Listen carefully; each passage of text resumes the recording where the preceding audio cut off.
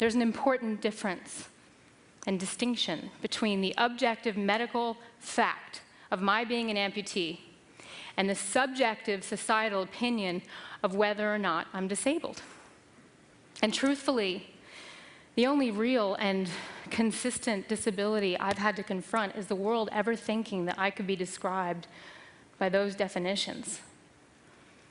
In our desire to protect those we care about by giving them the cold, hard truth about their medical prognosis, or indeed a prognosis on the expected quality of their life, we have to make sure that we don't put the first brick in a wall that will actually disable someone.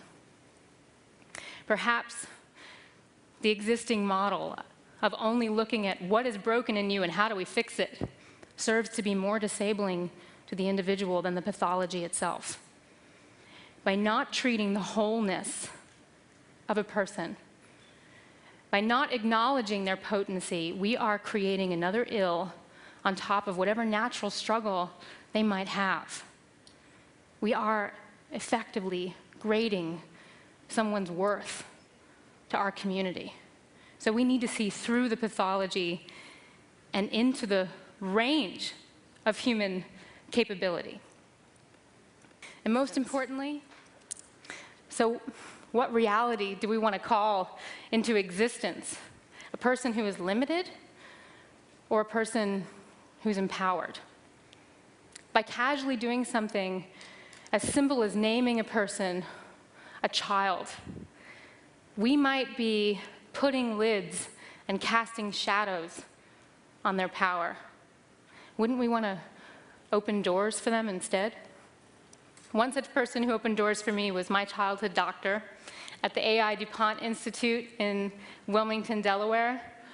His name is Dr. Pizzutillo, an Italian-American whose name apparently was too difficult for most Americans to pronounce, so he went by Dr. P.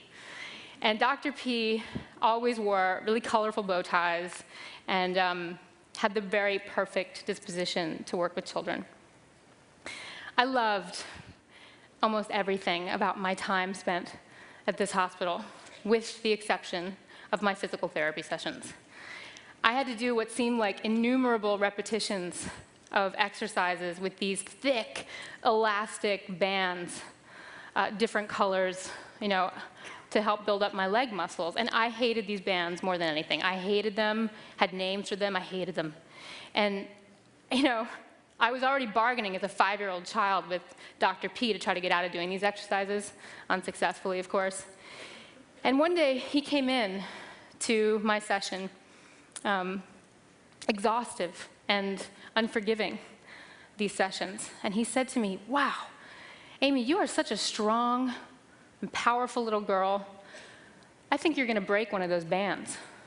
When you do break it, I'm going to give you $100. Now, of course, this was a simple ploy on Dr. P's part to get me to do the exercises I didn't want to do before the prospect of being the richest 5-year-old in the second-floor ward. But what he effectively did for me was reshape an awful daily occurrence into a new and promising experience for me. And I have to wonder today to what extent his vision and his declaration of me as a strong and powerful little girl shaped my own view of myself as an inherently strong, powerful, and athletic person well into the future.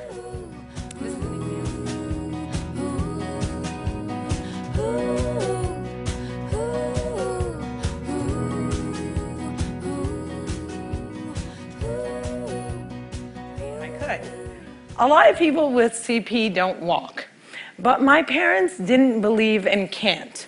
My father's mantra was, "You can do it. Yes, you can." So, if my 3 older sisters were mopping, I was mopping. If my 3 older sisters went to public school, my parents would sue the school system and guarantee that I went too. And if we didn't all get A's, we all got my mother's slipper. Entertainment. The doctor said that I wouldn't walk, but I am here in front of you. However, if I grew up with social media, I don't think I would be. I hope that together we can create more positive images of disability in the media and in everyday life. Perhaps if there were more positive images, it would foster less hate on the internet. Or maybe not. Maybe it still takes a village to teach our children well.